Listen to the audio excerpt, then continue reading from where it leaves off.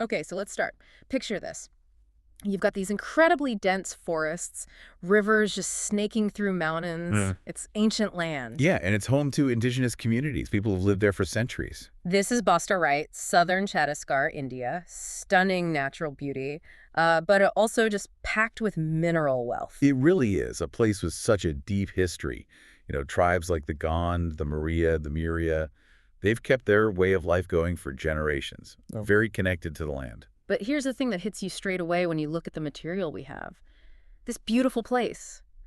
It's also one of India's most brutal conflict zones. A real battleground. And it's so complex. You've got the indigenous tribes, Maoist insurgents, state security forces. And big corporate interests, too, all clashing. Exactly. And it's not new. This conflict has been going on for decades.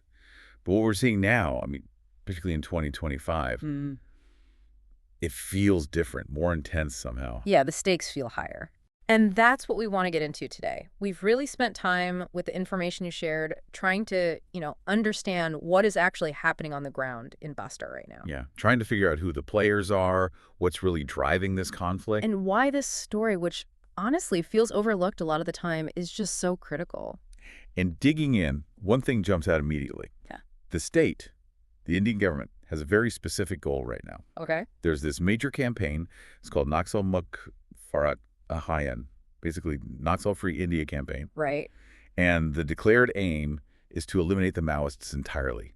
And they've set a deadline. A deadline? March 31st, 2026. That's coming up pretty soon, less than a year. Wow. And the material we looked at, it really hammers home how intense this campaign is right now in early 2025. Oh, absolutely. We saw counts celebrating actions. I think it was Bijapur, Kangar districts, March 20th. Yeah, reporting 22 alleged Naxalites killed. And then just a week later, March 29th, another report, 17 more killed in Bastar.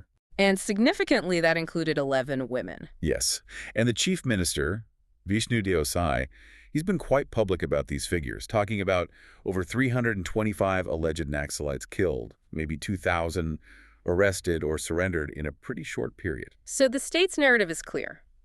These are big wins. They're on track. That's the message, yeah. Proof that they're meeting that March 2026 target. But, and this is a huge but, this is where the picture gets so much more complicated and, frankly, pretty dark. It really does. Because what our material shows is that these numbers, presented as success, they just don't capture the full story, the human story on the ground. No, not at all. What really stands out is how these statistics often justs. They hide the immense human cost. For the Adivasi people? Exactly. The people who call this place home, they are caught right in the thick of it, this escalating conflict. And their daily life. What's that like? Well, imagine living with drones constantly overhead, heavy security presence everywhere, and this constant fear. Fear of being labeled. Yeah, the fear of being instantly labeled a Naxal. By either side, really. And that label, it can be fatal. There was that specific example you mentioned from Kangar district, October 2023. It really stuck with me. It's harrowing. You have Adivasi villagers. They had to trek, 40, maybe 50 kilometers? Just to get basic government food rations. Right. And on their way back home, 3 women and 2 men were apparently separated by security forces and shot dead. An initial report just said 2 Naxals killed. That was it. With no real verification. Exactly. It points to this chilling pattern we saw mentioned again and again, how easy it seems for ordinary villagers to be killed and then sort of slotted into the conflict narrative after the fact. There's an activist mentioned, Ajit Naruti. Yes, and he highlights this critical point, the lack of verification. Who were these people, really, before they got a label that justified their deaths in the official story? It suggests just a profound lack of due process. Yeah. Or even basic dignity. In the heat of conflict, yeah. And this isn't new either, this lack of accountability. Right. The material brought up the Eats Meta incident, another alleged fake encounter. And there was a Judicial Commission report on that, submitted back in September 2021, tabled in the Assembly in March 2022. And the outcome? Well, the way the sources put it is stark. Essentially, nothing happened. Nothing. Which suggests a system that's either, unable or maybe unwilling to actually hold perpetrators accountable. It raises huge questions about impunity. It really does. And when you hear accounts like security forces allegedly celebrating killings or bulldozing Maoist memorials, it just adds these really unsettling layers. It's not just a conflict, it feels like. Like an erasure. An erasure of history, of identity, yeah. Yeah. It's deeply troubling. Okay, so we have the state's big push, the awful reality for the Adivasi people. But then there's the other major player, the Maoists, the Naxalites. Right.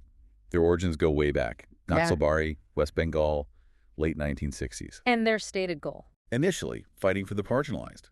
Adivasi, landless farmers, against what they saw as oppression by landlords, and later against corporate land grabs. And what's their status now in 2025, according to what we've seen? Well, the material suggests they're definitely weakened by these ongoing state operations, Yeah. but they haven't been wiped out. There's still a presence, especially in those really dense jungles in Bastar. Yeah. And it's important to be clear, the information we have doesn't paint them as heroes either. No, not at all. There are reports of negative actions linked to them, too. Things like extortion, messing with schools, damaging infrastructure. There's this challenging perspective that comes through as well. There is. For some Adivasi living in this impossible situation, the Maoists are sometimes seen as the lesser evil. Which is a shocking thing to consider. It is. And it's not an endorsement of the Maoists themselves. It's more a reflection of just how desperate things are. Where, in their experience, maybe certain actions by security forces feel just as bad, if not worse, or more arbitrary. It's a choice born out of hardship, maybe lack of trust in the state. Profound lack of trust, yeah. And you absolutely cannot understand Bastar without talking about the money, the resources. No, it's fundamental. This region is incredibly rich. Iron ore, bauxite, coal, you name it. Which naturally attracts big corporate interest. Names like Tata, SR, Adani come up. And this creates a direct conflict, a fundamental one. Because the resources are under Adivasi lands. Precisely, under their ancestral lands. And these communities, understandably, are often deeply against being pushed off their land for mining. It's not just land, is it? It's their identity, their history. Their survival, really. And the material we reviewed draws a pretty clear line, or at least suggests a strong connection between these corporate interests and state actions. It does. You think back to something like the Salwajudum back in 2005, described as a state-backed militia. The impact was horrific, right? Villages burned, people displaced. Devastating. Officially, it was counter-Maoist. But the observation that keeps coming up is that even current security operations often seem to happen in areas identified as mineral-rich. Areas targeted for mining. So it raises that unavoidable question.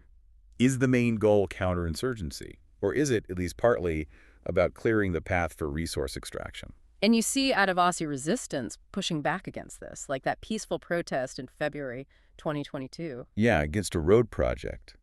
The community felt the road wasn't really for them. It was mainly to help mining trucks get in and out. And we heard the voice of activist Mini Kaklam in the material, highlighting the specific dangers for Adivasi women in all this. Yes, her perspective is crucial. The vulnerability, the violence they face. Yeah. And her question. It's so powerful. About why violence is used. Yeah.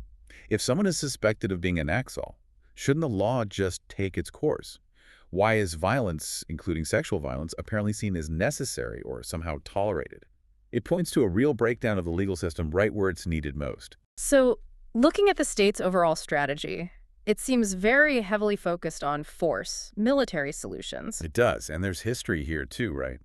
Operations like Green Hunt, Operation Steeplechase. And this 2025 campaign, with its focus on body counts and that deadline, it fits that pattern. It seems to, yes. And Prime Minister Modi's visit to Bastar, Chhattisgarh, March 30th, 2025, that reinforced the state's narrative. Talking about development, a new era of peace. Yeah, launching projects, blaming past policies for the conflict. But the critique we saw in the material really pushes back on that narrative. Sharply.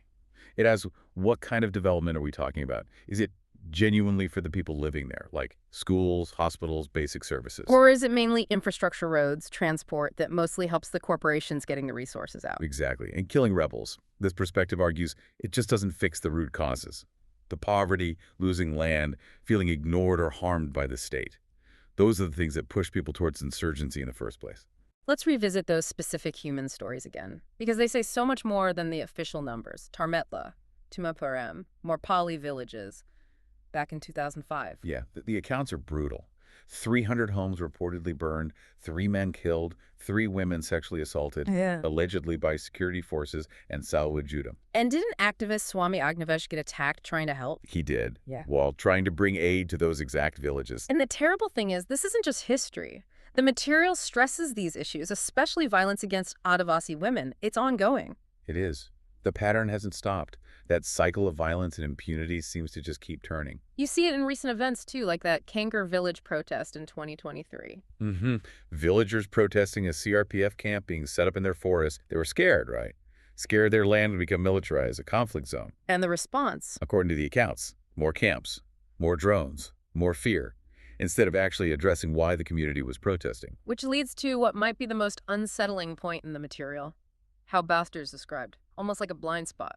Yeah, blind spot in India's democracy. There was that reference to the Wire report, April 2025, talking about undocumented killings. Right. A real lack of transparency about what's happening there. It's eerie. And even when the highest court weighs in, like Supreme Court rulings against fake encounters, They seem to get ignored or just bypassed on the ground in Bastar. There's this massive gap between the law on paper and the reality of enforcement. so why isn't this a bigger political issue? Why isn't there more demand for accountability? That's a really important question the material raises. It seems to cut across the political lines. BJP, Congress, other opposition parties. There's just not much sustained public outcry or focus. Is it just overlooked? The analysis suggests it's deeper than that, almost like it's systemic, Yeah. that the Indian Republic is hardwired to respond this way in places like Bastar. Hardwired. Meaning? Meaning it's not just a policy choice. It's like a fundamental reflex of the system when dealing with these marginalized communities, especially when their land is valuable. Okay. So, putting all this together, the military push, the human cost, the corporate angle, the violence, the lack of accountability, what's the way forward? What do the sources suggest? Well, they definitely don't suggest more of the same military approach. The focus shifts dramatically to actually addressing the root issues. Yeah. First and foremost, listening to the Adivasi people, not just talking at them or about them. And tackling those root causes we mentioned. Exactly. Securing their land rights. Investing in real human development schools, hospitals, jobs that don't force them off their land. And crucially, stopping this immediate labeling of Adivasis as Naxals just because of where they live. Accountability is key too, right? Absolutely. Demanding real accountability for security forces when abuses happen. And transparency in land deals, making sure genuine informed consent is actually obtained from communities before projects go ahead. That sounds like the right path, but is it likely? Well, that's the thing. Threaded through these suggestions is also this note of skepticism. Given the history, given the corporate interests, expecting these kinds of fundamental shift towards justice, well, the sources seem to suggest it might be overly optimistic, sadly. So Bastar in 2025, it's this place of intense contradictions, incredible beauty, but overlaid with just tragic, ongoing violence. Yeah, and the Adivasi people are stuck in this almost impossible position, trying to survive in a landscape shaped by insurgents, the state, and this relentless drive for resources. The government's goal, that Naxal-Free Bastar, it's a strong political statement. It is. But based on everything we've looked at, unless those deep issues, poverty, land rights, real justice are addressed, that campaign feels touch-dark. Well, it feels like putting a label on a very deep wound, not healing it. And this isn't just some remote regional issue, is it? No, absolutely not. It raises fundamental questions about democracy, about justice, about how a country treats its most vulnerable citizens, especially when their land is valuable. Which leaves us and you, the listener, with that core question echoing from the material. Is India going to genuinely confront the deep issues in Bastarlingbound? The poverty, the land rights, the need for justice? Or will the focus stay primarily on military force and clearing the way for resource extraction? As that March 31st, 2026 deadline gets closer, it's a critical question to keep asking.